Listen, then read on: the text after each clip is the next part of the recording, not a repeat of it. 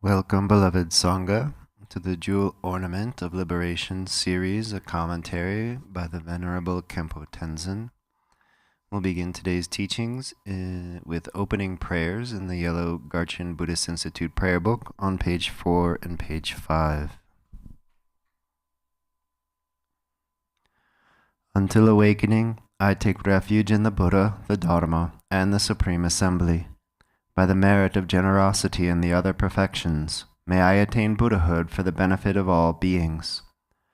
Until awakening, I take refuge in the Buddha, the Dharma, and the Supreme Assembly. By the merit of generosity and the other perfections, may I attain Buddhahood for the benefit of all beings. Until awakening, I take refuge in the Buddha, the Dharma, and the Supreme Assembly. By the merit of generosity and the other perfections, may I attain Buddhahood for the benefit of all beings. May all mother sentient beings, limitless as space, have happiness and the causes of happiness. May they be free from suffering and the causes of suffering. May they not be separated from the happiness that is free from sorrow. May they rest in equanimity, free from attachment and aversion. May all mother sentient beings, limitless as space, have happiness and the causes of happiness. May they be free from suffering and the causes of suffering. May they not be separated from the happiness that is free from sorrow. May they rest in equanimity, free from attachment and aversion. May all mother sentient beings, limitless as space, have happiness and the causes of happiness. May they be free from suffering and the causes of suffering. May they not be separated from the happiness that is free from sorrow. May they rest in equanimity, free from attachment and aversion.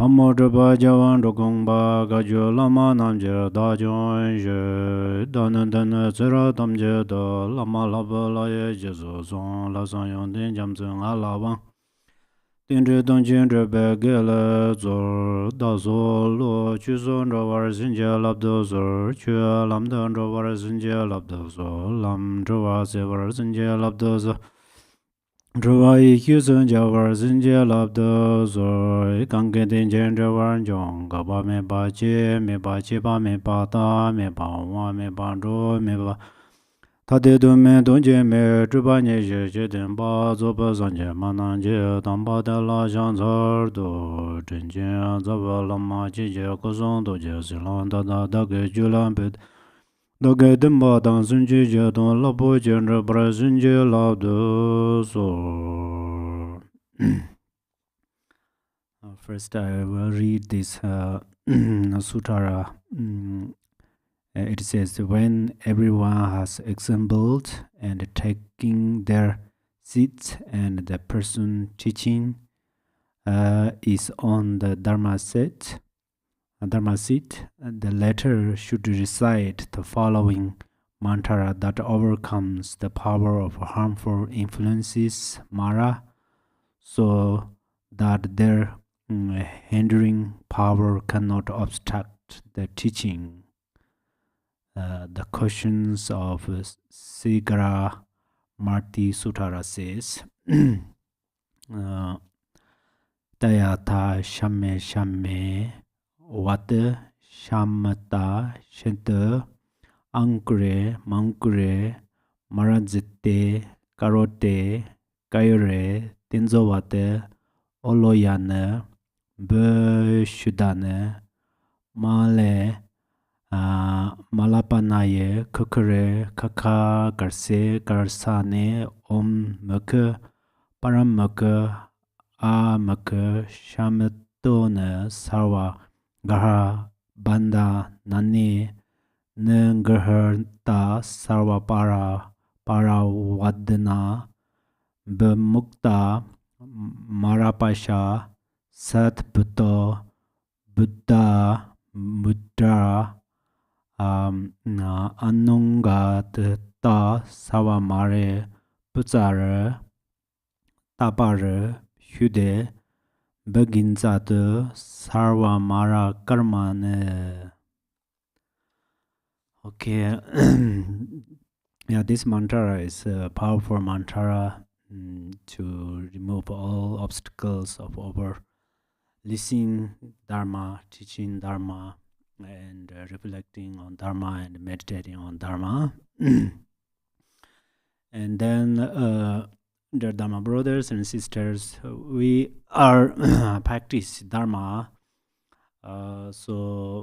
Practicing Dharma, we have some reason. We have two reasons. We are practicing Dharma has two reasons. One is we are going to bring some benefit from Dharma for the sake of this life.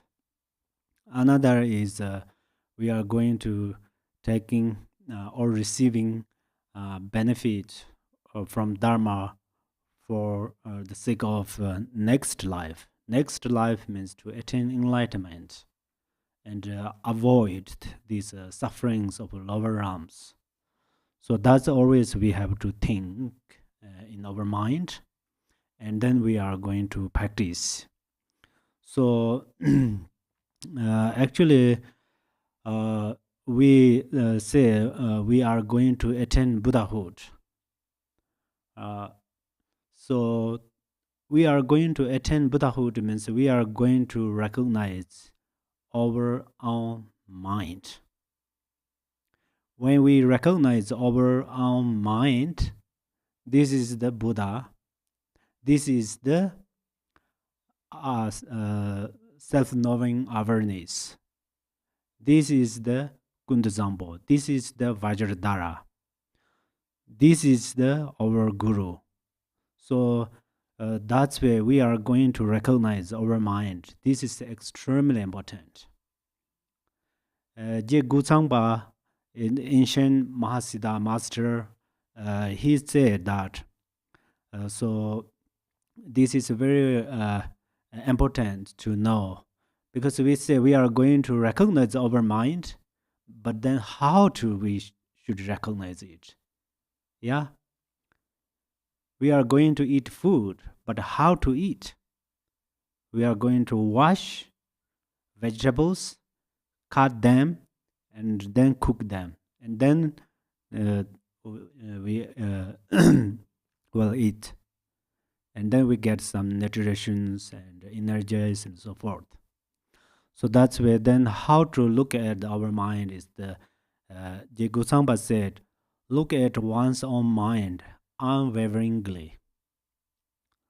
So when we look at our mind unwaveringly, we will not able to look at our mind through our flesh eyes, but look at our own mind through our wisdom mind. Unwaveringly means without thoughts, without distractions.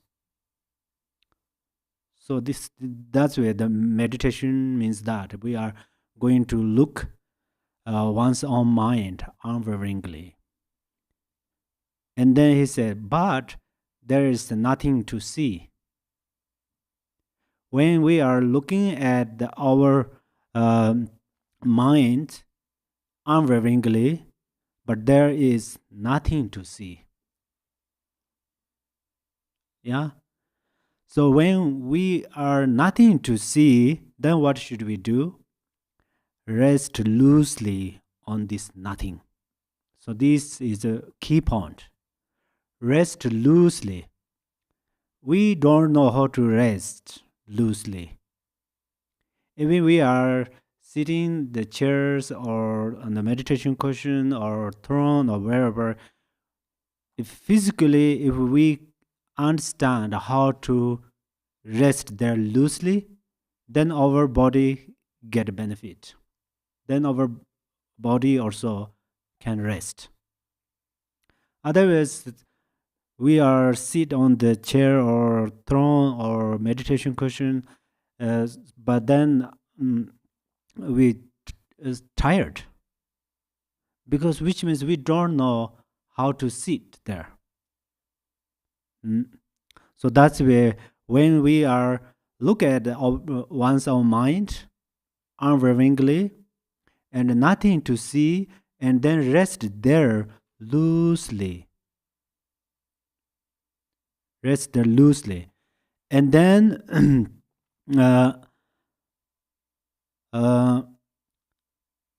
place your attention there lightly, without fixation and just barely resting. Oh, I'm resting loosely on my mind.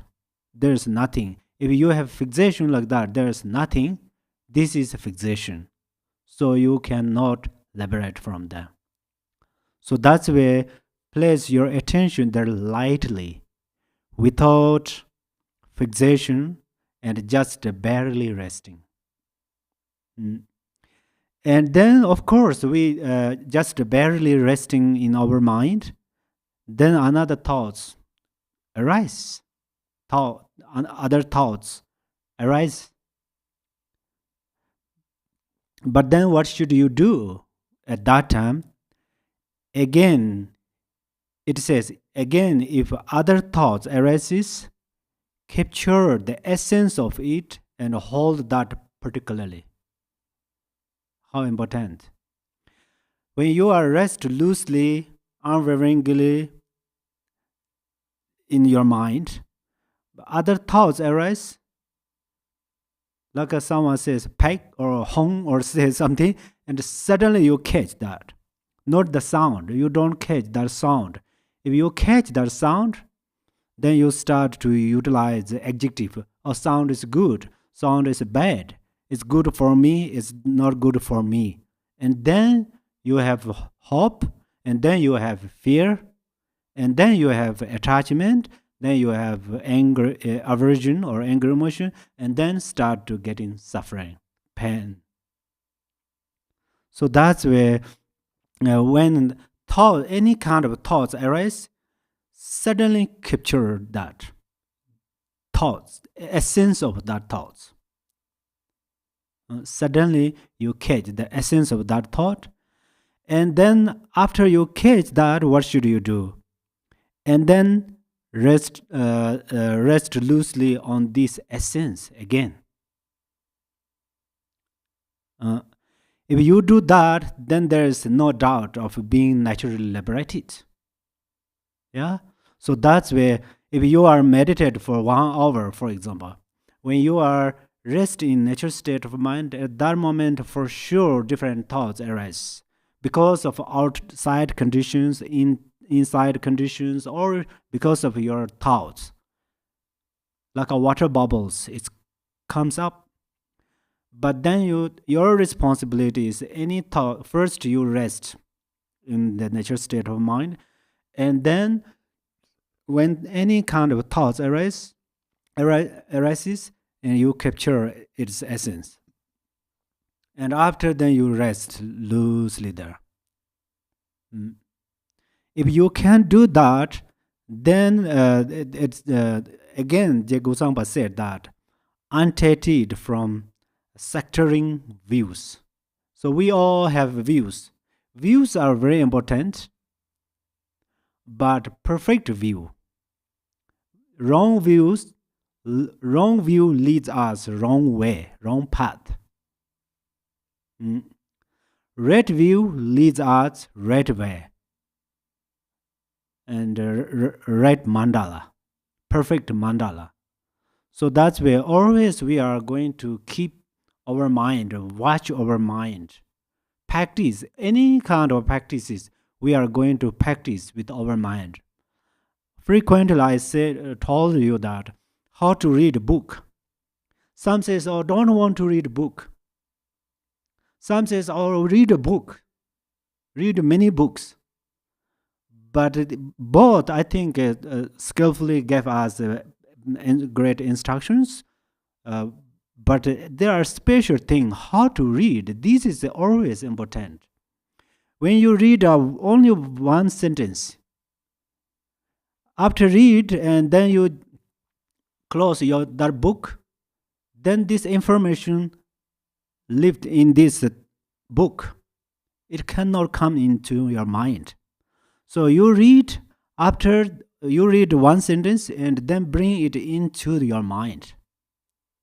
And then best thing is, if you understand meaning of that sentence, then you meditate on there. And your meditation cannot stable, then you do what? Reflect. You reflect, and then your understanding will grow. If you do that, then as J. Gosamba says, the castle of self-grasping collapses. So we have castle of self-grasping, more higher than the mountains, more strong than the rocks. We have grasping, we have very strong grasping, and then our grasping has many friends. Who are them?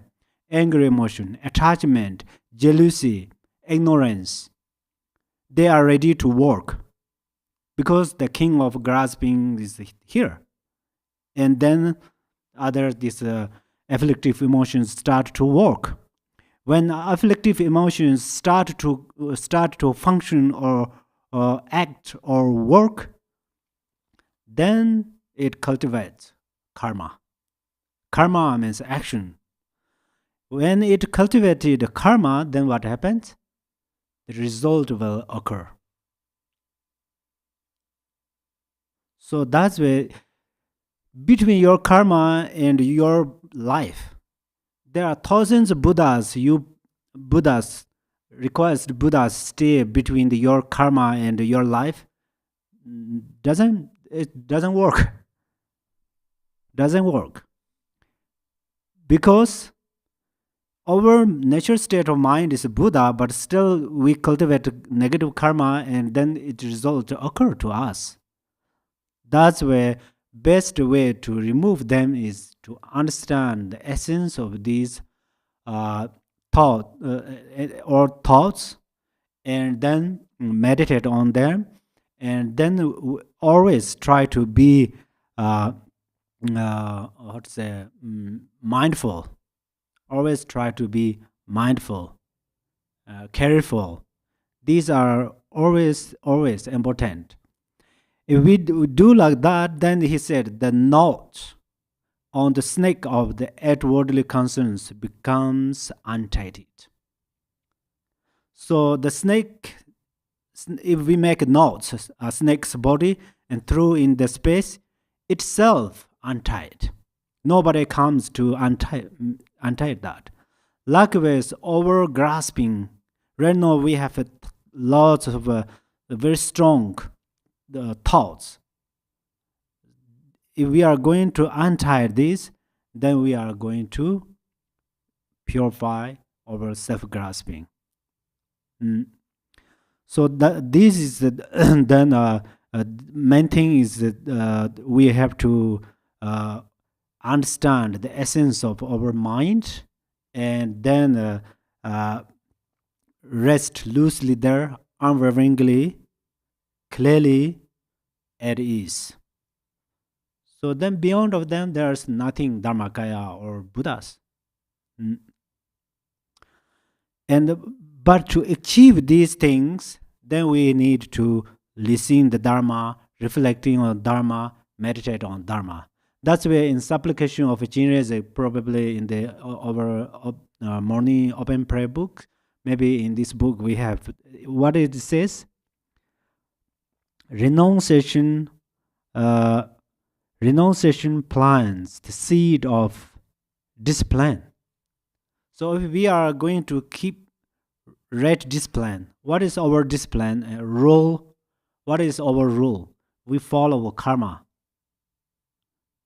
Everyone under the law of karma. Yeah. So that's where if we are going to keep well disciplined, then we are going to arise renunciation. Of course, there are different practitioners. Some are lay practitioners. They can, then they say, "Oh, I'm keep renunciation, so I don't want a husband, I don't want a wife, I'm going to reject them." No, you don't want to do that.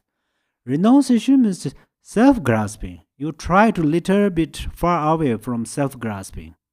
Mm. Because all of your problems come from self-grasping. Maybe you know that magic labdoons, they are a great way of practice the generosity that I give you. If you like my flesh, I give you my flesh. If you like my bone, I give you my bone. If you like my blood, I give you my blood. It says that. But in reality, we try to, this is a great method to reduce self-grasping. So person who has less grasping, less obstacle.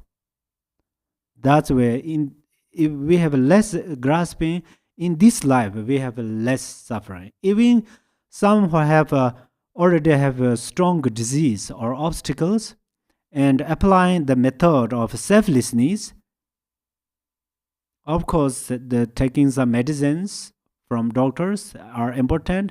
At the same time, internally, how to recover is reduce self-grasping, and then less obstacles, less painful. So that's where renunciation is number one. And then after it says bursting into bloom, it grows into the altruistic mind of the bodhicitta,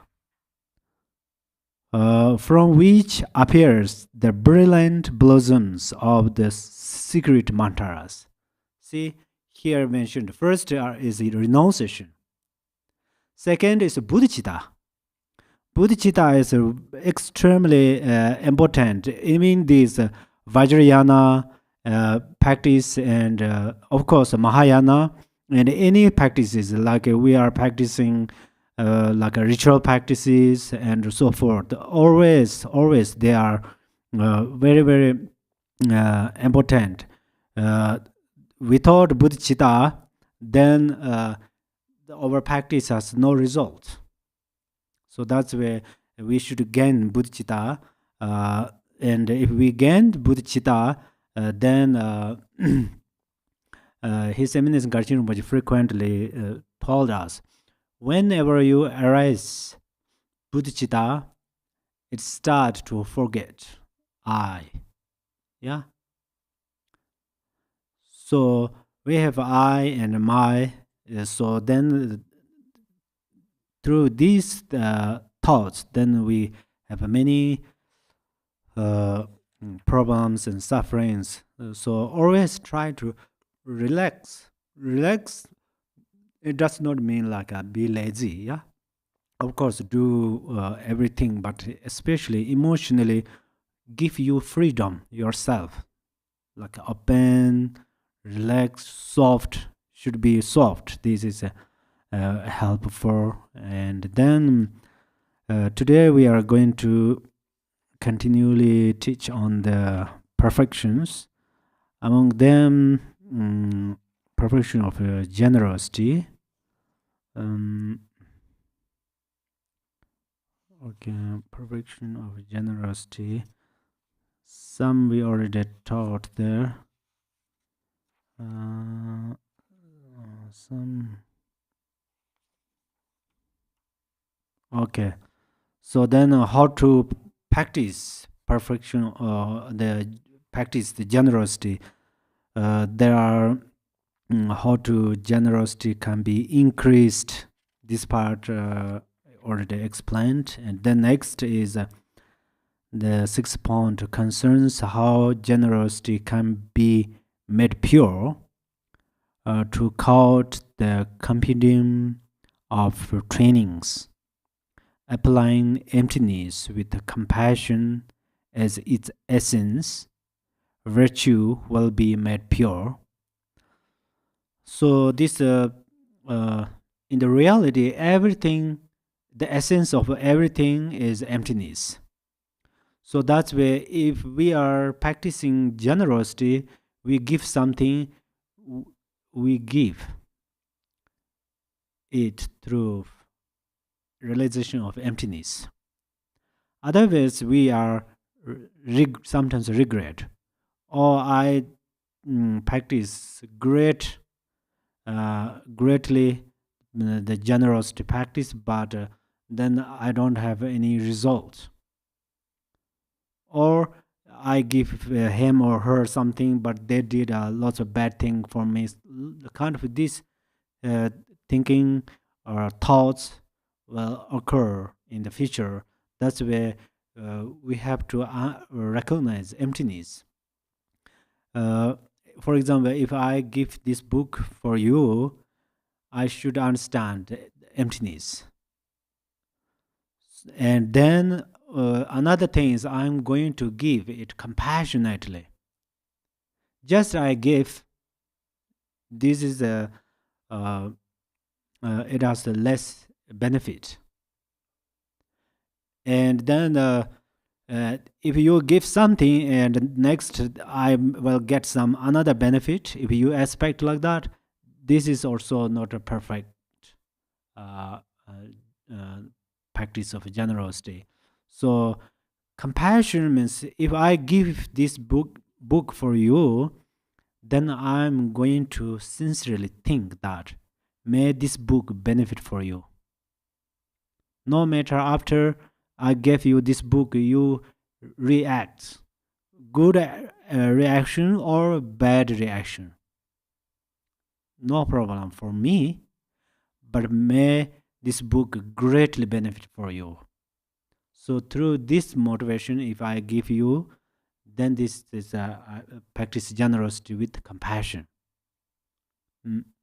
If I could not arise compassion, then I am going to think, I'm going to this book for you. Why? Because if you read this book and inside there are many path instructions. These path instructions greatly benefit for you, especially this book lead for you to attain Buddha's stage. And also, I think if I give this book to you, then you will see the Gampopa. This is because Gampopa, he said that in the future, whoever think you could not see me, and then this jewel ornament liberation book is I. So whoever have this book, you see me. Gampopa directly said that. So this book is beneficial. I frequently mentioned. For example, if I little bit talk about that. This Amitabha, long prayer. This author or writer, we call his Chami Raga Apsi. Chami Raga Apsi and Garchin Rinpoche's previous Garchin Rinpoche, this second Garchin Rinpoche, Tenzin Punso, they were together in Gargun. They practiced red Chinese, and then that Raga Apsi, it's 400 years ago. Raga Apsi, when he was very young, he memorized this book. Nobody teach. Before the other people give teaching, he memorized this book. He recognized the relation of karma, cause, and effect. He said in his life story. Yeah. And also then after he listened these teachings, practiced, and then he went to his village. In his village, is a farmer, is not nomadics, and there was no rain, and his village people got lots of suffering because no crops and no fruits, and then they requested him, and then in the night, he said it was his dream. One Naga came to him and asked to give this teaching, and then whole night he gave this teaching because he memorized and he taught. And then they got a very good rains, and everything become excellent. So in the temporary benefit is like that. So these are I don't make it by myself. In his life story has that. Raga apps we called K Drup Raga apps. K means scholar, Drup means Mahasiddha. It's a union of scholar and Mahasiddha. So it's very well known everywhere. So especially this what is called the Amitabha's prayer is everybody memorized. Everybody is almost 70%. Tibetans they can memorize. Even they don't know how to read well, but some other people read this and they listen and then comes. It is very very blissful like that. So that's why if I mention like that, and then this book has a great benefit, and then I explain, and if I give you, then it's if I remember these beneficials, and then it helps me to increase my compassion. So that's why I say if I don't have a compassion, how to arise my compassion. So and then always means few times I told you, when you see yidams, tankas, and statues, of course you see them. If you are a great practitioner, you see them. Probably you can see yidams, yeah, and Buddhas. But if you cannot arise devotion, faith, please you remember the qualities, especially inner qualities. Then it benefits. So sometimes the during the shamatha also we can utilize the Buddha's picture, and then we focus on Buddha's picture, meditate with the Buddha's picture, and then one by one remember the qualities of there, yeah, and then it helps to arise faith, devotion. Devotion is very important. Devotion is if our mind is like this paper. First, it's very hard, quite strong, yeah. If we pull strongly, it's how to say tears. And if it so then if we are going to fold up this nicely, and we apply some very balanced liquid like a water, if we pull too much water, then it makes hole. But if we make a very balanced liquid, and then we can fold whatever shape or size we want. So likewise, the devotion, when devotion arises in our mind becomes very soft. Mind becomes very soft. That's where devotion is very important. Faith is trust. So without faith, without view, that's important. View is come from trust, faith. My natural state of mind is Buddha nature. If you decisively trust, this is a view. Yeah, this is a view. So faith and view has relation, and then this the devotion helps you to make very gentle, soft of your mind. So then always compassion and emptiness union. Then this fruition never ending. There are special benefit. Special benefit is that. So if you recite a single mantra, if you compassionately recite this, it has great power. But you recite it with the compassion and emptiness union, then it has inconceivable benefit, which means this benefit never ending. When you attend Dharmakaya, still you can utilize it. when the above mentioned forms of the generosity are supported by realization of emptiness, see here mentioned, they will not become a cause for samsara. So if you generous something through realization of emptiness, then whatever you do is not cause of samsara. This is very important. Means, if, for example, right now I am giving teaching, I am giving this teaching for well-known myself and try to show my skills, try to show my knowledge, and I expect someone may respect to me, may I have many disciples. No, if I think like that, this teaching is become cause of samsara. Because this thinking hold me, bind me, put me in the box of samsara. It locked. So that's where when I give this teaching through realization of emptiness, doesn't matter who respect me or who doesn't respect me, who listen me or not, or I will become well known or not. Always relaxed, soft, happy. But then the another thing, listen next, when they are supported by compassion, they will not become a cause of attaining the Hinayana.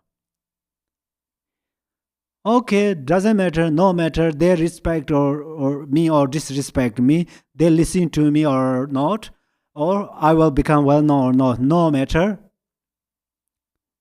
Then, without compassion, this is selfish. So, if I have a compassion, no matter I will become well-known person or not, they respect or disrespect, it doesn't matter. From my side, I should give this teaching sincerely, purely, clearly. If I have that, this is well compassion. So that's way. Then I have no rope by how to say. There's no box put me inside of there. There is no locks. So that's where Dharma means self-liberation. Self-liberation, yeah. We free from ourselves. So, so sometimes we go into the town. There are some beggars, yeah. At that time, we give some $1 or $2 or some food or something. Don't practice through for compassion and emptiness. Then your action is the Buddha's action. In such a way, generosity is made pure because it becomes a cause solely for attaining the non-abating nirvana.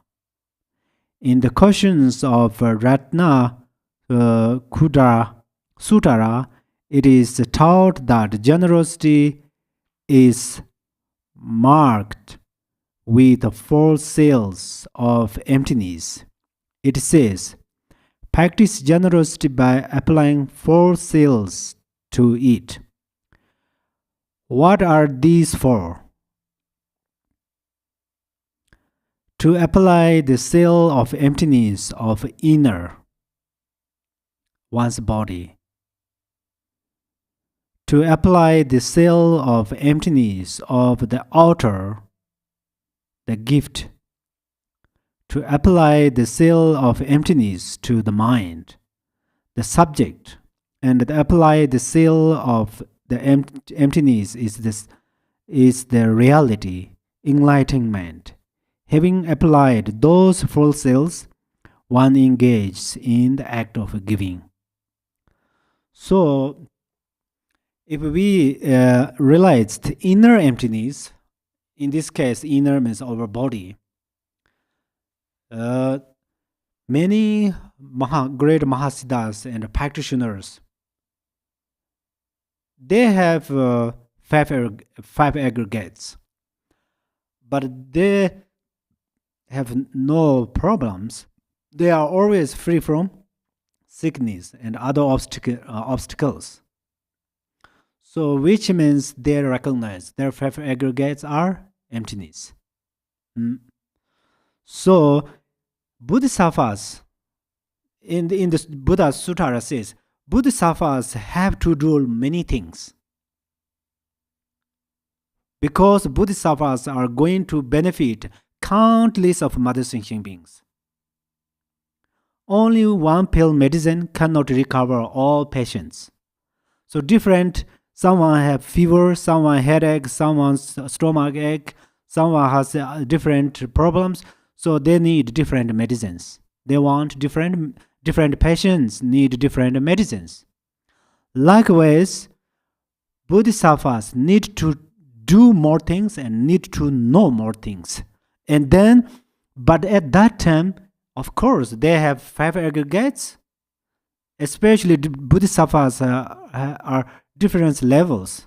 They have different levels. Some are lower levels of Bodhisattvas. Then it's getting too easily tired. So, I mean, physically. And then you apply emptiness. Your head is emptiness. Your arms are emptiness. Your feet are emptiness. Then where is tired? Yeah. So this is the inner. Then outer means this. Second is actually the whatever you give, you recognize emptiness. Otherwise, sometimes we give something, even not only give to the beggars, offer to to the monastics or something. After we strongly regret about that, and then what happened? Sooner or later, this body and the mind departure, it's separate. So when body and mind separate, this body is just like a dead body. It cannot hold anything. Itself dissolve into the five elements. But consciousness travel to the bardo and clever. It is very clever. It knows lots of things. And then, but fixation, attachment towards one's things. Oh, 2 years ago I gave them these things, but they misuse. They didn't use well. And then one arise attachment in the bardo. Bardo is illusory form or illusion form.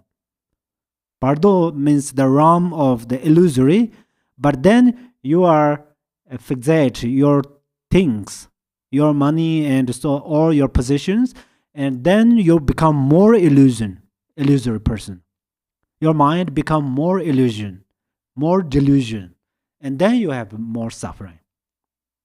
But you try to get back, you can't.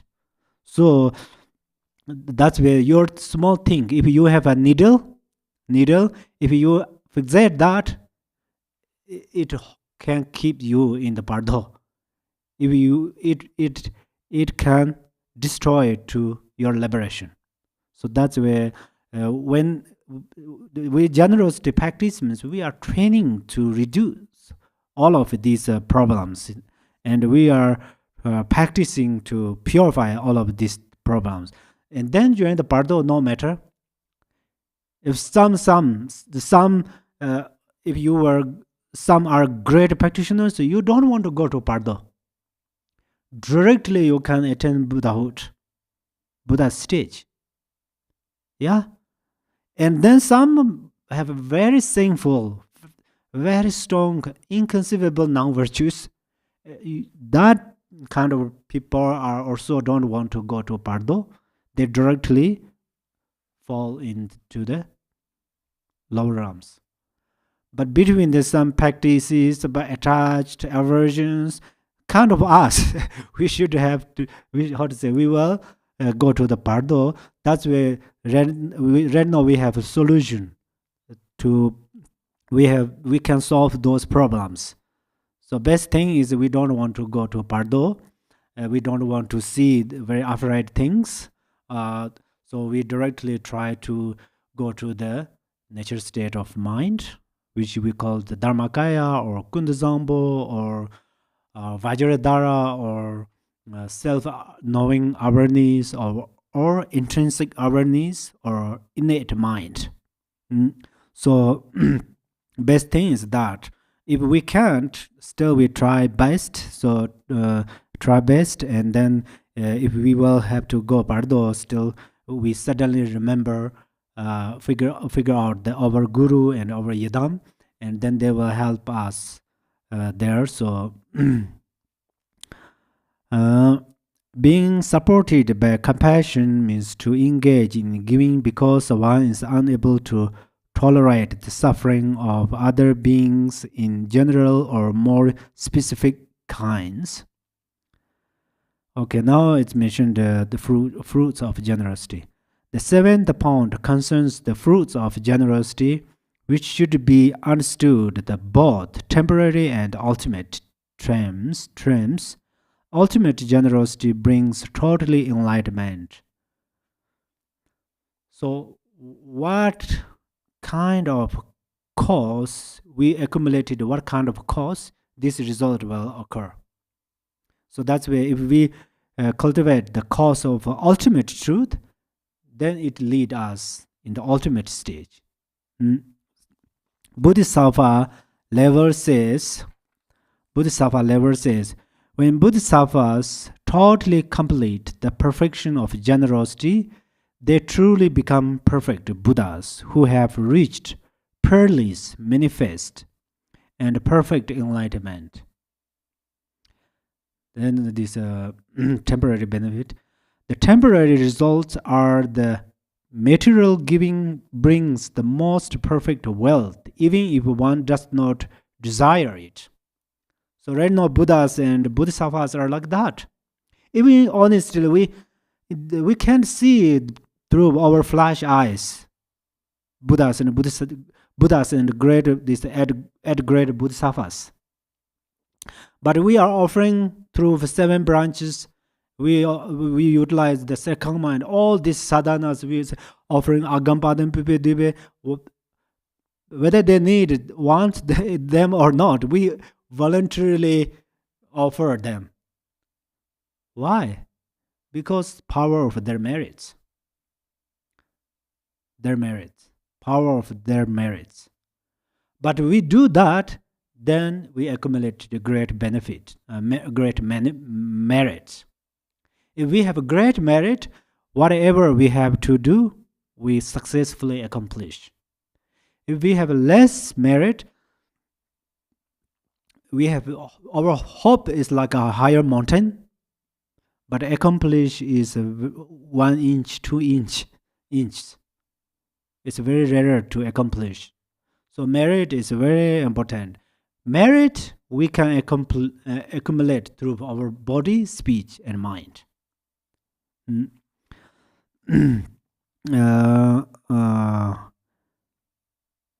Furthermore, having attracted other through giving, one can connect them with the supreme attainment as well. The verse summary of the perfection of wisdom says, Bodhisattva generosity destroys the root, the rebirth as a hungry spirit. It suppresses poverty and also cuts the through affliction. While practicing, they will enjoy a vast and limitless wealth. Through giving, they will bring suffering beings to greater maturity. See? Hungry spirits. We always say hungry spirits. Where are them? Yes, there are the collective karma. There is a hungry ghost Ram. But some scatteredly travel in different places. They are in the human, in the animals, in the cows or yaks, or in the deer. Among deer, they have a few hungry spirits. Even in the wealth, someone has. They have everything: house, car, mobile phone, clothes, food. But then what happened? They think I don't have. I don't have this, I don't have that. And even they cannot practice generosity, always feel is I don't have. So this is also imprint of hungry ghost spirit. Someone has no more things, but they are in joy. I'm okay, I have this, then it's okay. So this means they have less imprint of hungry spirits. So hungry ghost, in the real hungry ghost realm, they are 24/7 suffering. So when we are thinking about that, it is not criticize them, and we are not mentioned their faults and mistakes, but we have seed of hungry ghost spirit below the navel chakra. So that's where it's like a hand, front and back. If we do right way, there is innate kaya, Swabhavika kaya's mandala below our navel. If we are make mistakes, there is a hungry ghost Ram. We call Ram, but it's their mandala. That's why we should be very, very careful. Yeah, careful means we are going to purify this hungry ghost Ram, and we are going to reach on the mandala of Swabhavika Kaya. Swabhavika Kaya is union of Nirmana Kaya, Sambhoga Kaya, Dharma Kaya.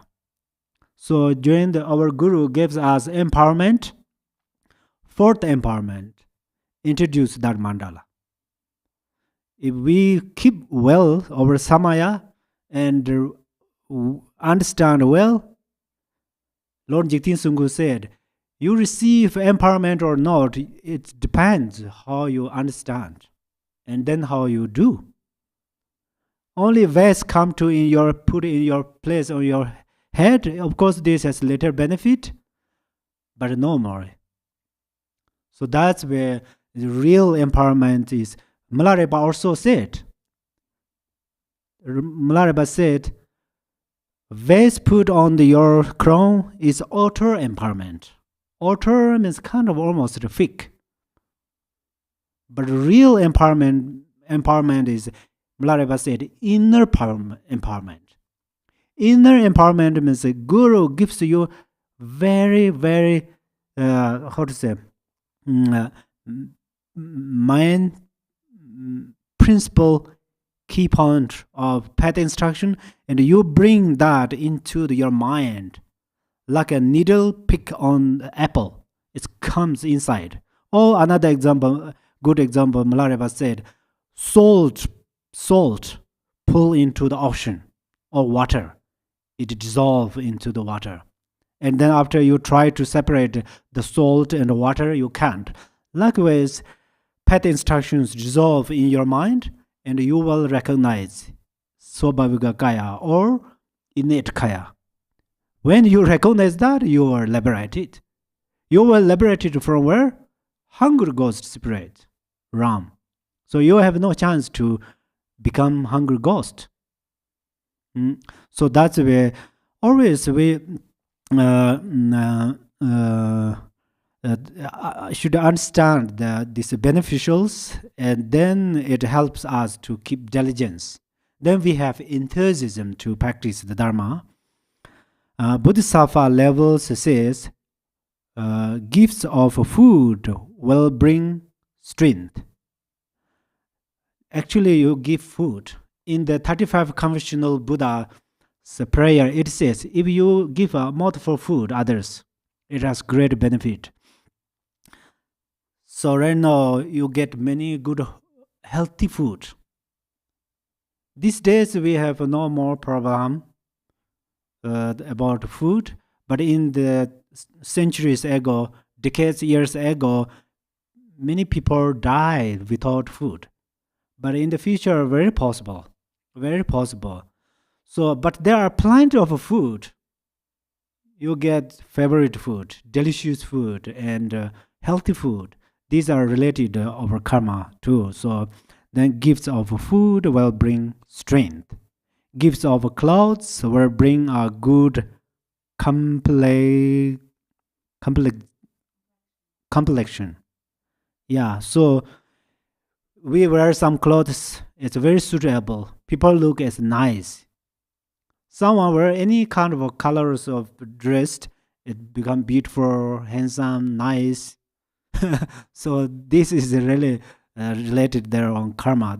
Their own karma means that their action. What did they act? What is their action? They act something to give others or offer to the Jews.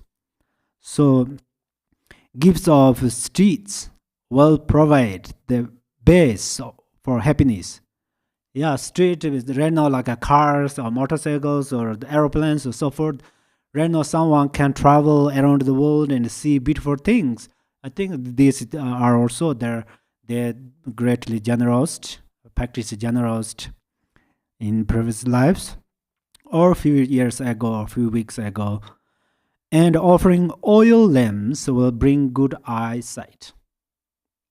Right now, we have the problem is very less wisdom. Very less wisdom means we have clarity in our mind. We have lucidity in our mind. I think more than that, luminosity in our mind. Because our mind, nature of our mind is luminosity. Nature of our nada is luminosity. Nada. Kundali is luminosity. Nature of our channel is luminosity, clear. That's where during the Poa practice we mentioned 4 definitions of our central channel: red, blue, strength, clear.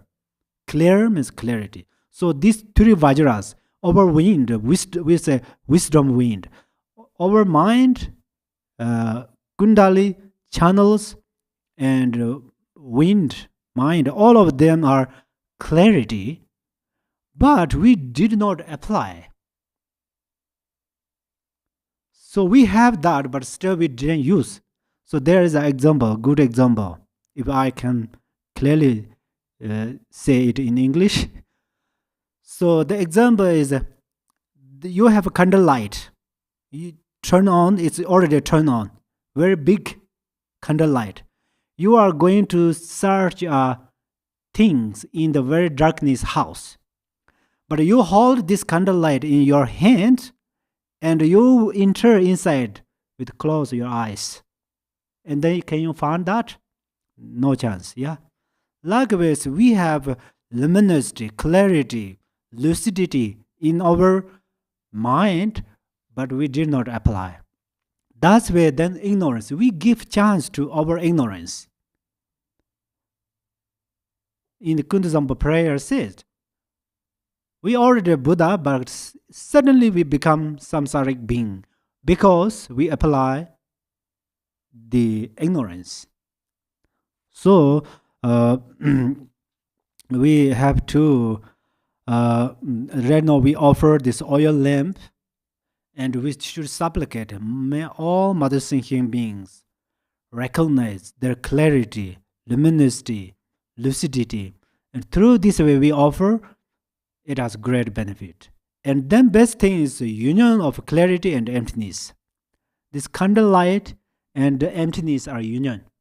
If you understood through the understand this, you offer this through this understanding, then this beneficial is unfathomable. So that's where we are offers, and the result it says these are who says Bodhisattva's level says. Buddha's Sutara says. Buddha's Vajrayana says. Then next is giving freedom from fear brings immunity from harm by negative force and obstacles. the precious garland says, by giving freedom from fear to the fearful, you will not be harmed by any negative force and will become supreme among the mighty. Fear. Some animals has lots of fear, kind of because of their karma. So we are going to, generosity means not always give something, yeah. If you don't have give something, the one what's a poor man, he asked Buddha why I'm become poor. Buddha told him, because you did not practice generosity. And then he answered to Buddha, I have nothing, then what should I give? And Buddha said, your face has a smiling or smile, yeah, face. You give that. So the Buddha told him. So then we all can, sometimes we don't have these material things, we protect animals. We are going on the way. For example, we drive car on the way. There are many bugs. Sometimes we have no freedom because of their karma. We say, oh, this is their karma, just drive over there. This is, I don't think so. They're still their way. If it's very possible, you try to little bit avoid. At least you 1 or 2 life you can protect. Especially we are walk in the round of the stupa or some walking meditation or whatever. We try to protect other beings, and some butterflies or some fall into the water, try to pick up. When we pick up, they still fear. They're afraid because of their karma. But we, as much as try to be mindful carefully. If we do it mindfulness, we are Tara. So that's where mindfulness, Mother Tara, please protect me. So that means that Tara is actually in our mind. Yeah. So that's where if you really need a color, white color, the white Tara's color, then the luminosity, you should understand your luminosity. The luminosity means this is how to say, gathering all the colors together. Yeah. So then you can prefer white Tara there easily. And then also there are special things. When you are very kind, so you pick up like one animal, try to save it, but you throw like this way. If you are on the roof of a house and you pick up the ants and throw there, they become unconsciousness. This result exactly comes. So someone suddenly falls on the ground, even walking or talking, they falls. This is actually their karma. So when we protect that mindfulness is very helpful. And then the precious garland says, by giving freedom, I think this read, yeah. Then next is by giving the gift of Dharma, someone will soon meet the Buddhas, be close to them, and attain everything wished for. The precious garland says, through giving the Dharma to those who listen, you eliminate their obscurations, and by being a companion of the Buddhas, you will swiftly attain what is longed for. So generosity Dharma is we can say highest generosity because it help to purify their obscurations. There are obscurations as two kind of obscurations. Buddha has two omniscience. So one omniscience is Buddha meditate in the meditation, equipoise meditation. At that time, everything are empty, Dharmakaya. Kundazambo is like nothing, like a nothing. Mm. This is one obscuration, one omniscience or wisdom, and the another is when Buddha comes back from this meditation, and then he suddenly see everything's are like illusory. This is another wisdom. So this is when we recite Heart Sutta, yeah. First, Buddha meditated in the Ekapos meditation, and Sharuputara and Avalokiteshvara question answer about this, and then Buddha come back, and Buddha answers. But then when Buddha see everything are illusory things, illusions or delusion things, still it's naturally arise compassion and loving bodhicitta from Buddha's mind. Because these mother sentient beings, in reality, there is no anything exist.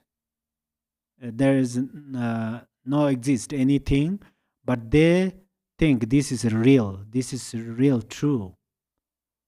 For example, they have some sufferings, they think this is real suffering. Then real suffering makes a real suffer. So Buddha see this is not real suffering, this is an illusion. Then it's no matter. For example, in some tiger, I saw some movies. Tigers look probably the tiger or leopard. It doesn't matter. They look in the river water. Then what should they do?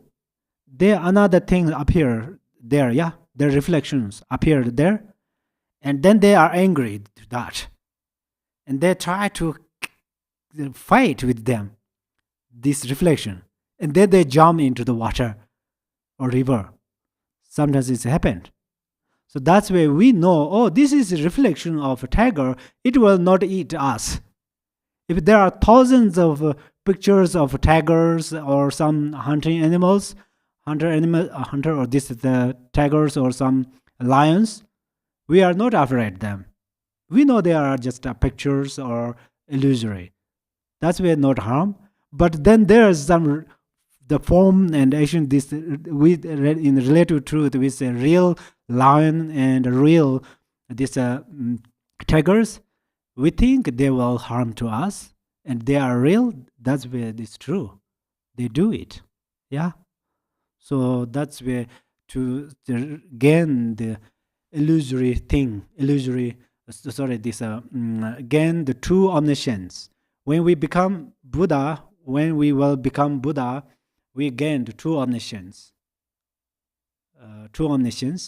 But right now we have these two omniscience are in our mind, but two obscurations obscure them.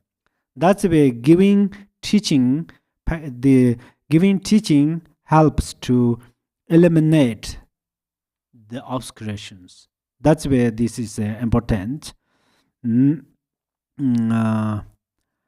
Especially here says that who through giving the Dharma to those who listen, because they come to listen the Dharma very sincere motivation.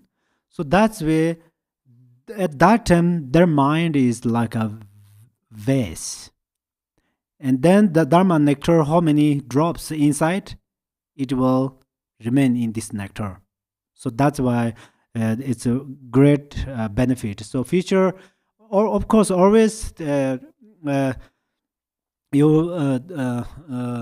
have no more chance to teach like sit on the higher throne and so forth, but the share your bodhicitta, compassion, and your experiences when you travel in the airplane, bus, train, or some, and then they know it does not mean we try to make them Buddhist, but we try to help them. So that's whether they believe Buddha or not, whether they will become Buddhist or not, it is totally their freedoms. But how can we benefit others? If we can we can make one person is compassionate person or kind person. It's very important because see this world become very very dangerous. To lead peaceful world, harmonies, and it's a very how to say, it's very difficult. There is no single person come that person makes everything peaceful or something. If we waiting for that, they really can't. It seems like so we are going to take responsibilities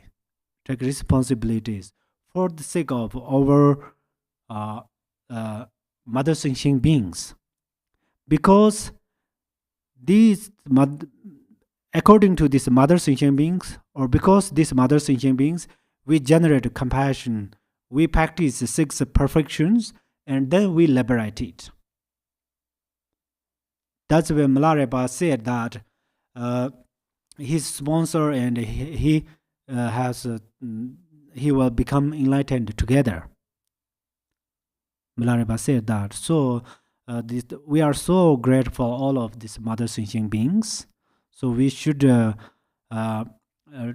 take responsibility and make I don't know this is very suitable words or not, make compassionate person. Not religions is okay, not Buddhist is okay, but compassionate and kind person, honest person, kind of. Then if they know the value of these things, and then slowly everything we can change. In Lon Jigten Sungung's Buddha's single attention, it says, the times increasing, fortunate time and unfortunate time, we can do right now. If we waiting for that, it's very difficult. All the problems occurred, and everybody experienced all the suffering, and then they are start to vomit, disagree the suffering, and then become little peaceful. But that is a very very, how to say, ugly thing, because every problems happen and then get some experiences. But best thing is we are going to be smart, which means we are going to prevent before something happened. So that's where our responsibility is. We try to share compassion, the value of compassion, beneficial of compassion, and loving kindness, and then it benefits our Mother Earth and so forth. And so we have these responsibilities. If we do that, then this is a great practice.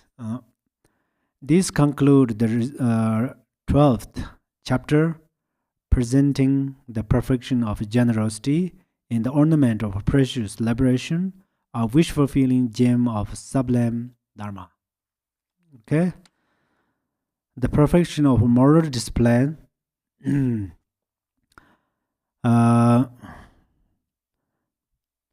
this moral discipline, actually, you think, oh, moral discipline is only monastics discipline. Maybe I don't want to listen in this part. Yeah, generosity already it says. The Buddha said it's particularly for lay practitioners. Yeah, Buddha said here, yeah. But moral discipline is only for some monastics. Maybe you think like that, but not only that, because we all have samaya. We all follow the law of karma. And another benefit is how to eat. I always say in the Buddha's teaching is taught how to eat, even how to close the door. Everything mentioned here. So let us go.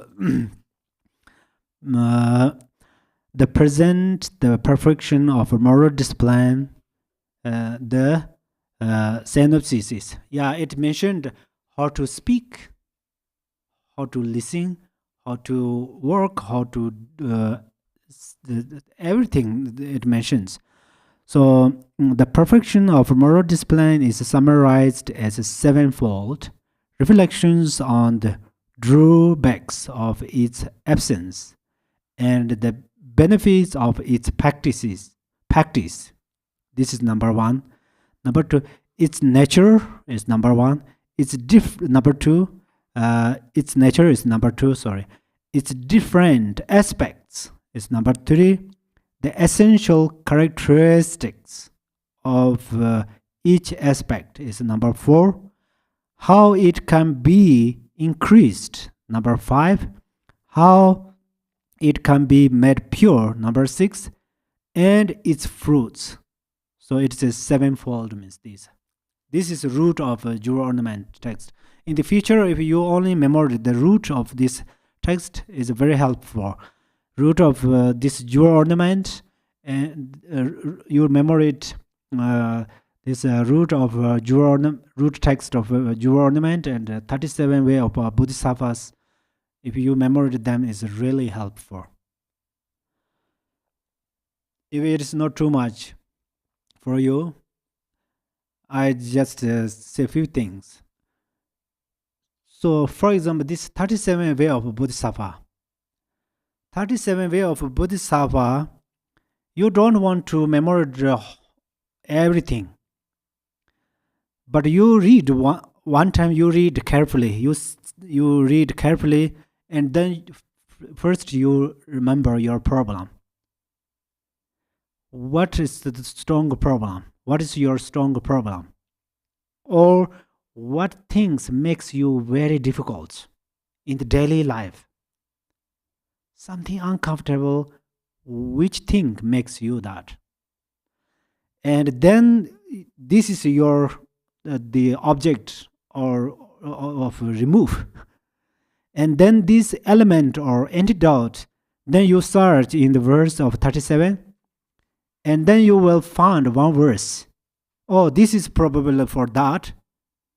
For example, this problem is a disease, and its medicine is one verse in among 37.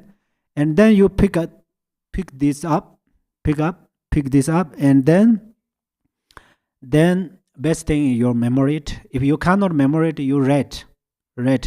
Actually, we are going to more respect the Dharma book. Especially traditionally, it's very important, and especially we have a refuge vow. But sometimes, as Rupa Kunle, Rupa Kunle is crazy yogi in Tibet. He said sometimes remove is not important. What we need is important. So then the volume is better to hit on the dog's head. Which means he travels everywhere because he was crazy yogi. He travels everywhere. In Tibetans stay in different places. They are nomadics, but they have lots of dogs, very strong dogs, and they're strange people coming. They are really bad. Their dogs are very strong, so that's where he travels. He teaches.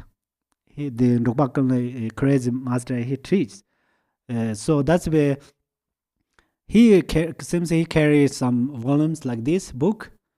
If a dog try to beat him, then he literally beat on the dog's head. So likewise, so sometimes this 37 verse you read in the restaurant. They're sitting. You sit in the bathroom, yeah. And exactly in front of there, and then you read that and then bring it in your mind. So that's where actually we are going to respect these verses.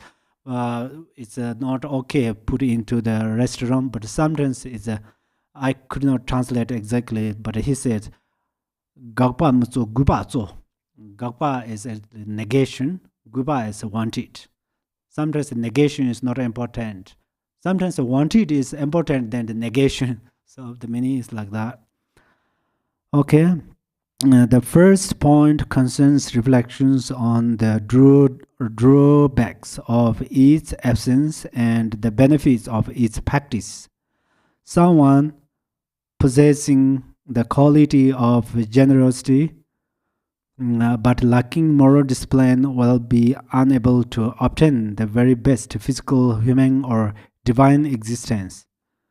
Perhaps you think, oh, he bite to dog, beat the volume to the dogs is very strange. Maybe you feel like that, but it's a maybe he give empowerment, author empowerment, yeah, author empowerment. It seems like we get gurus sometimes they hate strongly. Oh, it's hurt, yeah.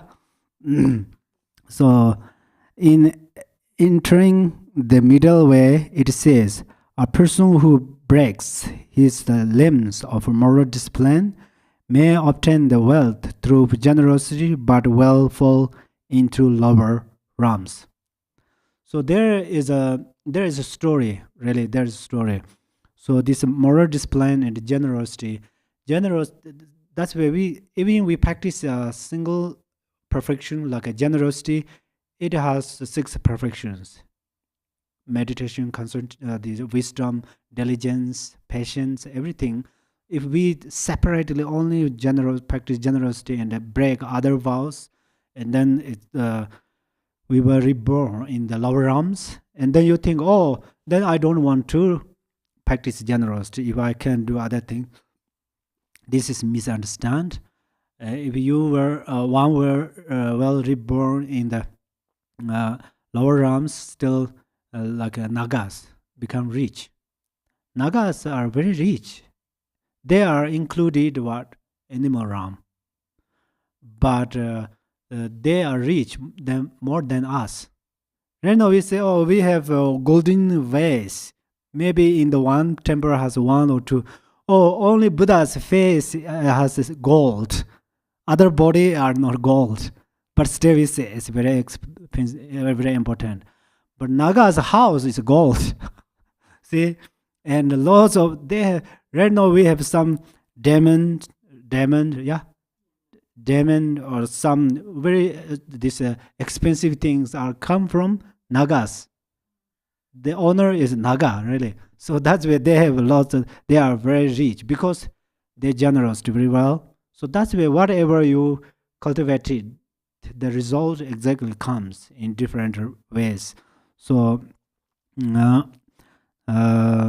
further, one who like moral discipline will not encounter the Buddha Dharma. The Sutara on moral discipline says, just as the blind cannot see form, so those without moral discipline will not see the Dharma. So bodhicitta, for example, there are 3 vehicles. In the first vehicle, we have these vows, sukha, upasaka vows, and so forth. And then Mahayana, we have Bodhisattva vows. And then Vajrayana, we have tantric vows. Yeah. Especially Bodhisattva's vow. Bodhisattva's vow is really great beneficial and great beneficial. It has great benefit. No, just to see from Dharma, nor will those who without moral discipline become free from existence within the 3 realms of samsara. That same sutara says, how can the legless walk along a path? Likewise, those without moral discipline cannot become liberated. Yeah. Those lacking moral discipline also cannot attain enlightenment because their path to Buddhahood is incomplete. In contrast, someone having the qualities of moral discipline will attain the very best physical existence. Yeah, right now this actually we say the nice physical or not is very much related to our one's karma and someone who look at you. That's where someone has to physically we think or it's physically not okay, but they have beautiful friends, beautiful husband or wife and or relatives and so forth, which means they are beautiful. This is also the result of keeping well discipline. The verse summary of the perfection of wisdom says, moral discipline eliminates the very nature of what causes rebirth in various animal forms and the eight unfavorable rebirths.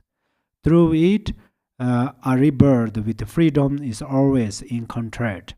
Further, if you possess moral discipline, Father, okay, F-U-R-T-H-E-R. Otherwise, you heard from me, Father, because of my pronunciation. So, if you possess moral discipline, you lay the very foundation of all that is excellent and joyous. The letter to a friend says moral discipline is taught as being the very foundation and base for every quality, just as the earth is the base for all animate and inanimate life. Do you know that meaning?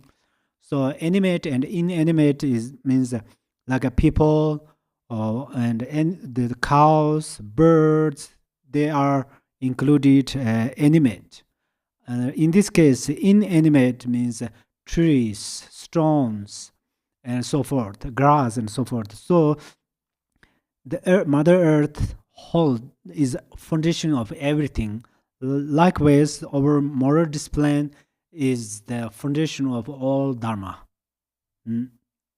So that's where Samaya is very important. Yeah, bodhicitta is very important. And Vipassana and Vipassana and full ordained vows are extremely important. Also, possessing moral discipline is like owning a fertile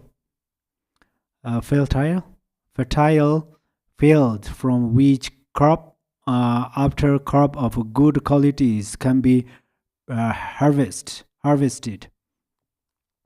Sometimes I think you are you can get good exercise when I I read the book. My pronunciation is funny, and then you can laugh. So then the inner organs start to practice yoga. So then the cause of longevity. Therefore, it says in entering the middle way, because good qualities develop specifically on the field of moral discipline, the fruition draws nearer inevitably. Yeah. Further, someone with moral discipline will find that it opens many doors of meditative observation. Thus, the Tsindara Parabha Sutara says, the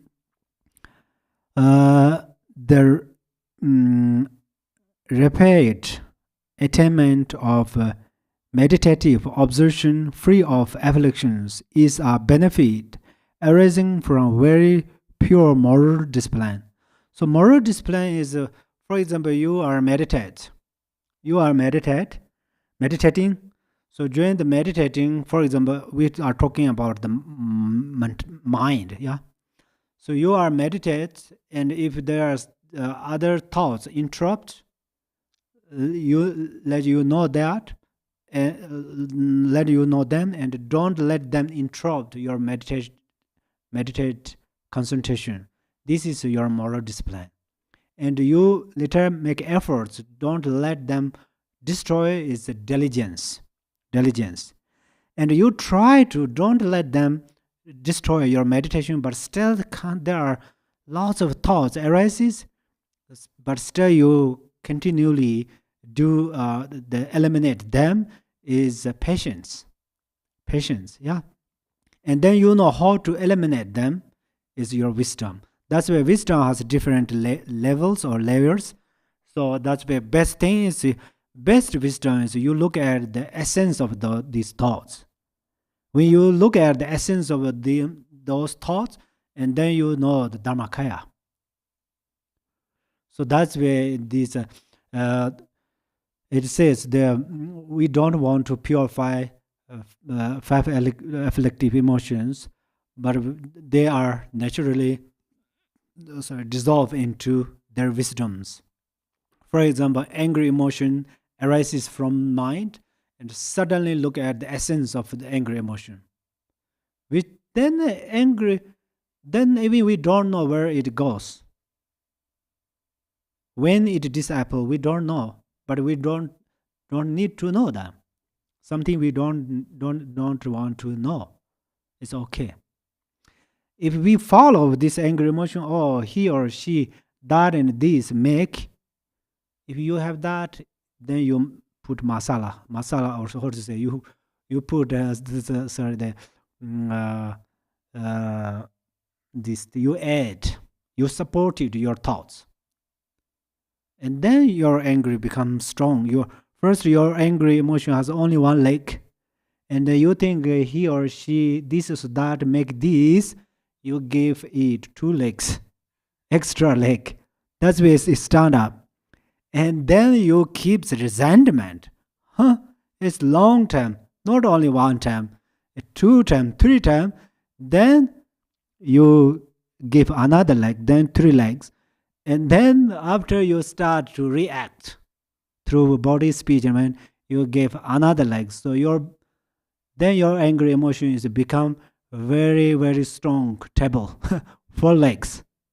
That's where no chance to fall down. That's where you try to remove it. It's very difficult. So we all have angry emotions. So some who has angry emotion, we say not good person. It's hard to say that because they don't have freedom. I'm sorry, they don't have freedom. That's where it says. That's where if whoever have this, we should apply the method of these teachings, how to remove this. Because their problem makes these emotions make problems, yeah. These emotions never give us any benefit. In my life, till now, I was angry more than anyone. I think my anger is the highest than this Himalaya mountains, but I did not get any single benefit from my angry emotion. Really, so that's where we try to reduce it. But it's easy to say, not easy to do it. But we try. We try through our experience. Yeah. Also, if you have moral discipline, whatever prayers are made will be fulfilled. Thus, the meeting of Father. This is a real Father. Okay, Father and Son Sutara says, it is through properly maintained moral discipline that every prayer made comes true.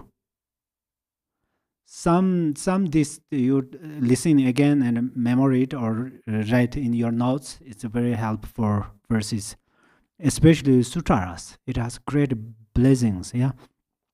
Moreover, if you possess moral discipline, you will attain enlightenment more easily.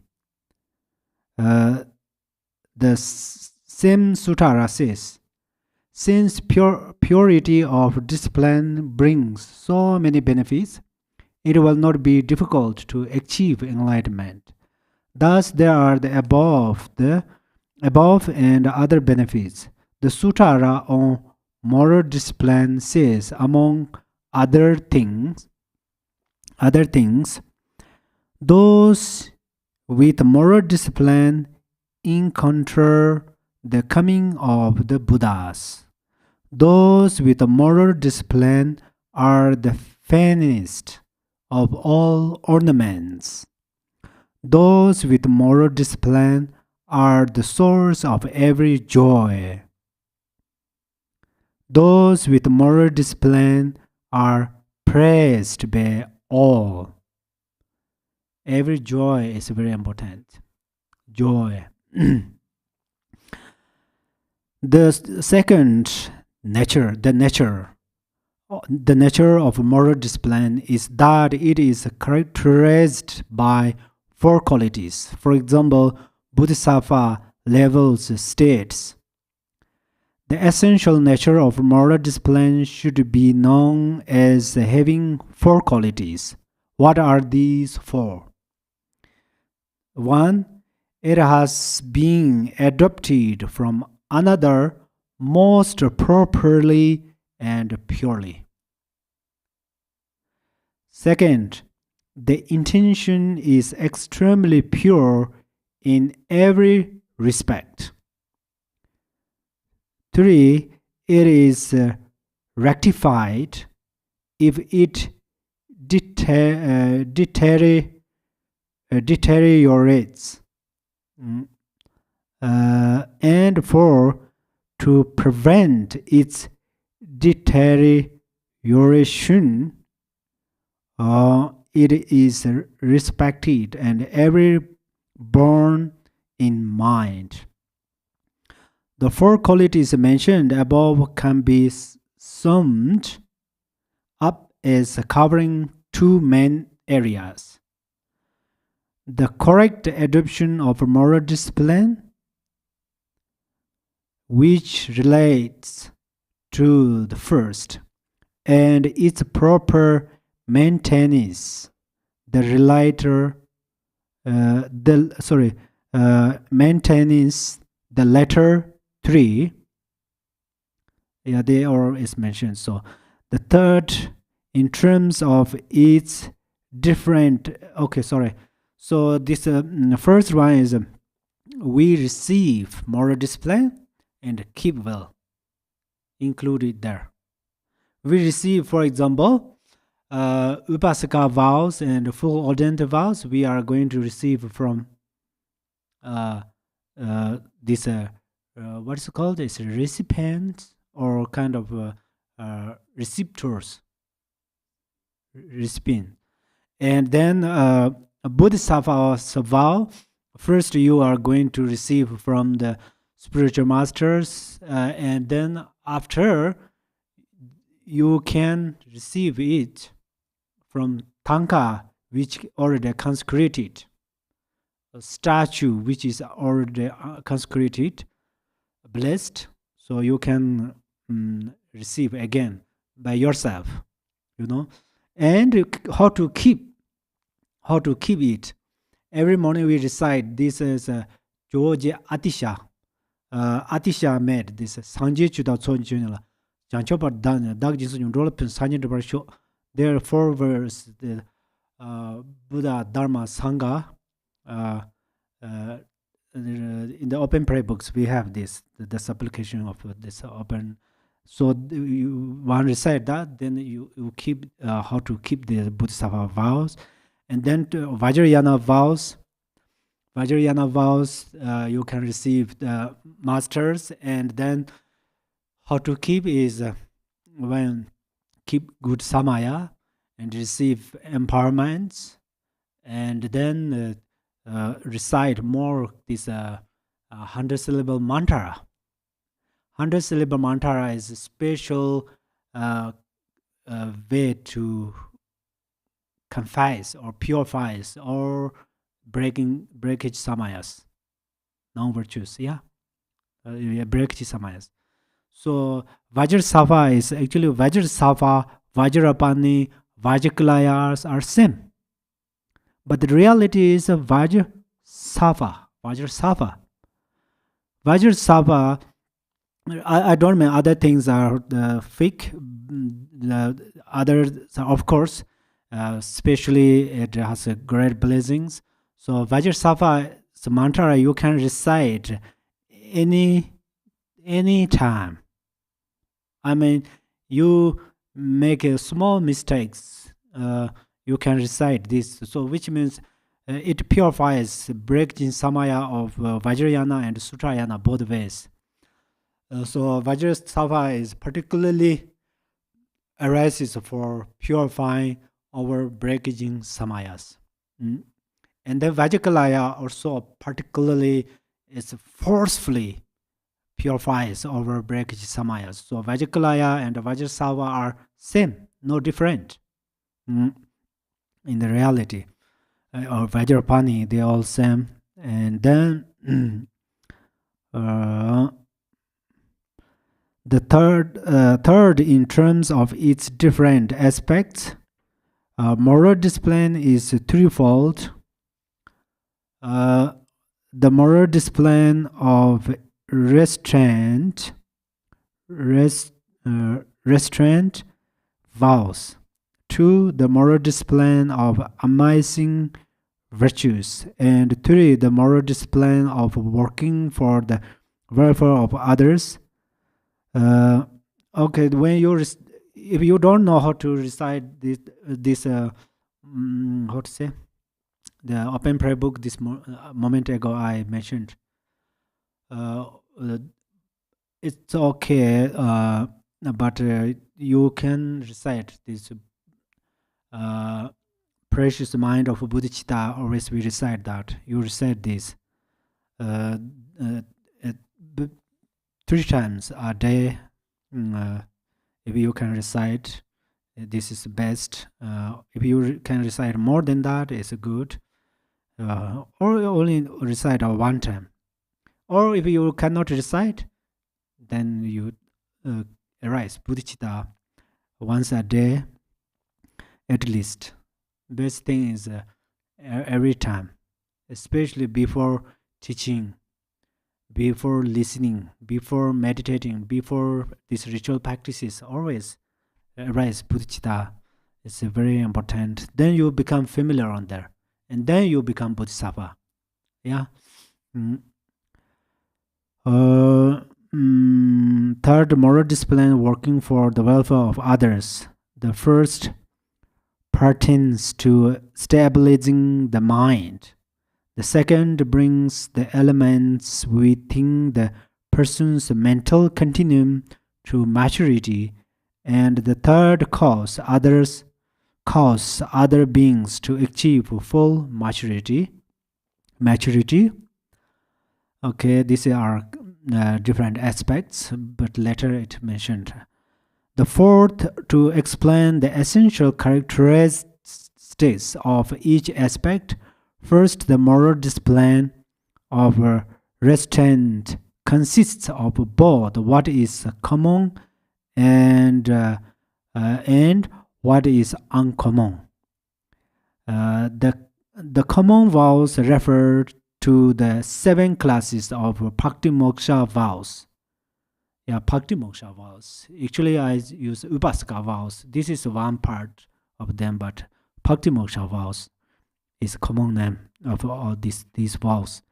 Bodhisattva levels says, Red Bodhisattva conduct related to abandoning wrong activity refers to the 7 categories of Bhakti Moksha of those who have most properly adopted the precepts, those with the moral discipline of a monk, nun. The 7 are these, okay? Monk, nun, novice. What is a monk? Okay, monk, trainee. Novice monk, training nun, novice nun, ordained layman, and ordained laywomen. Yeah, there are 7.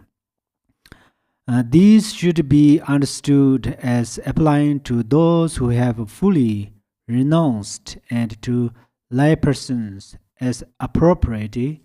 All of these represent turning away from harming others as well as from the, how to read this, base of such harm. Within this, the Bhakti-moksha vows on their own turn away harm for one's own sake, while bodhisattvas refrain from harm out of concern for the welfare of others. The questions of Nirayana Sutara says, moral discipline is not to be observed in order to gain royal status, nor for the sake of a higher rebirth, nor to become like Indra or Brahma, nor for the sake of possessions, nor for the sake of physical well-being, and so on. Likewise, moral discipline is not to be observed through fear of the horrors of rebirth in hell, fear of rebirth in animal states, or fear of terrifying words of the Lord of Death, not for those souls of things, but through considering it as the way to enlightenment is moral discipline observed, and so that every being can be drawn closer to what is beneficial and joyous. So when we receive these vows, of course we are focusing other side. Then I'm receiving these vows for protect these beings from lower realms, from these sufferings, those sufferings. Yeah. But when we focus towards us, then we are going to focus one way, which is become enlightenment. I will rebirth in the lower realms. I will something happened. Still, we are connecting self-grasping. That's where. As for the uncommon vows, those in the tradition coming through Master Shantideva follow the Akasagarbha Sutara. In this view, there are 5 root downfalls specific to monarchs, 5 specific to ministers, and 8 specific to Dharma novice. Altogether, these make 18 in number, but in substance, there are 14 root infractions that need to be relinquished. So it is understood. Thus, it says, actually, specific monarchs, ministers, and those things are like a metaphors. It mentioned later here, to steal what belongs to the 3 jewels. This is number 1. To steal what belongs to the 3 jewels. This is held to be downfall and a state of defeat. 2. To make others abandon the Dharma. These and the above were declared by the sage. Sage means Buddha, yeah? Buddha and Arhat is common name, sage. 3. To take away the robes of a fully ordained monk, to have him beaten or imprisoned. Is it imprisoned? Or to oblige him to give up his commitments, even if he has broken vows. 4. To commit one of the 5 heinous acts. 5. To adhere to aberrant philosophy 6 to destroy towns and the like. These were taught by the Buddha as root downfalls. Number 1, to speak about emptiness to those inadequately prepared. So that's where the bodhicitta, there are the lips become like a prayer flag. Say bodhicitta, always. The main thing is that. Best thing is you are come from preliminary practices. Do 100,000 prostrations and do these 100,000 mantras, mandalas, and then practice 4 thoughts, and then coming to this Vajrayana practice. And the many Dharma friends do this. It's wonderful, and some do some part, that is wonderful. And if some could not do, then still we said practice bodhicitta. One has bodhicitta, then you are in this, almost in this way. So otherwise, here says suddenly teach very higher things. One never have any these preliminary practices are then difficult. But one already training Bodhisattvas, so vow and generated bodhicitta and compassion, then they are okay to teach this part. To turn those who have entered the way to Buddhahood away from perfect enlightenment. Then 3, to practice Mahayana yet totally abandon bhakti moksha ethics. So Lord Jigten Sungpo also said, these lower vows are fundamental, like a foundations. If we are going to build a house, first we make a foundation like that. So we don't look down, oh, the lower vows, don't care. I need only higher vows. So this is we have still fixations, lower and higher. So especially we should keep as much as possible these lower vows. It's dependent. I mean, the lay practitioners have to keep all these bhakti moksha vows are quite difficult, But sometimes you have opportunity. Sometimes some you can keep. So you try.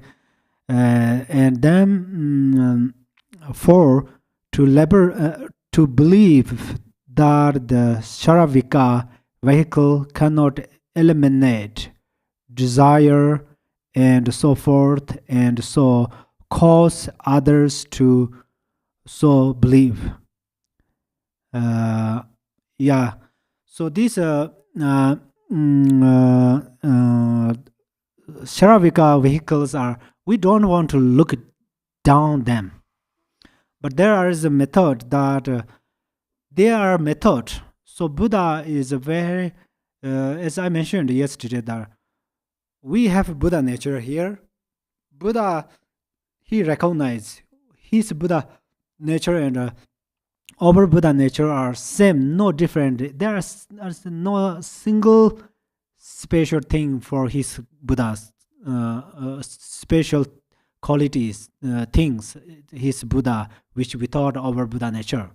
Buddha's mind and our mind has same quality, same thing. But we did not know that, and Buddha know. After Buddha know, Buddha bring many methods for helping us to know this. That's where Sharavikas are method to enter into the Mahayana. Mahayana is method to enter in Vajrayana. Vajrayana is the method to enter in Dharmakaya. So that's where we need step by step. We need all of these things. But if we fixate that, I'm Sharavikas, I never practice Mahayana, I will never practice Vajrayana, then that's where here said that this number 4, to believe that the Sharavika vehicle cannot eliminate desire, is that? Yeah, desire and so forth, and to cause others to so believe. Okay? To extol one's own qualities in pursuit of wealth, respect, or praise, and to denigrate others. Yeah, this is the. So, how much we listen Dharma, our praise goes down. So that's why we are doing prostration before teaching, and we are doing prostration. That means that introduce I have less prayed, Buddha la, Guru la. I have less prayed, so that's where I'm prostrate to you. Prayed means this is self pride is very. I can't prostrate. But gurus and Buddha, they never expect or he or she will give me prostration or not. But it's short one's own qualities. So that's where, especially at that time, then one remember three jewels, three roots. One's guru in the mind and doing prostration. So this is at that moment, that practitioner's mind is how precious, how amazing. Yeah. 6, to lie about attainment, such as saying, I have a realization of a profound emptiness. Yeah, this is also for deceiving someone and saying is not okay. And then 7, sorry, I will finish these 2 numbers, otherwise time is almost time is running out, but I don't want to running out. To have promised to do something virtuous and then go back on the promise, or to make offerings to the 3 jewels and then take them back. If you regret your virtues, this become non-virtues. So if you offer something and you regret, oh, I want this, then this is not good. That's where here said. But you offer something, oh, this is looks not so well, I will make another good one, better one. This is virtues. Number 8, to abandon tranquility and immersion in the highest reality in favor of ritual recitation.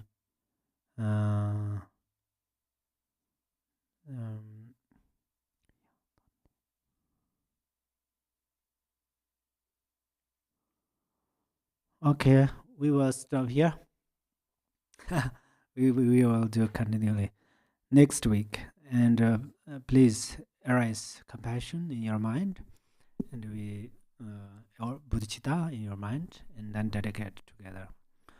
Chanchu senjo renpo che ma je ba nam je jer je ba nyam ba me ba yang go ne gong de pe war jo. May bodhicitta, the precious and supreme mind, arise in whom it has not yet arisen. Where it has arisen, may it not decline, but ever increase higher and higher. Thank you so much. Have a wonderful time, and may you have a happy and long life. Thank you so much, everybody.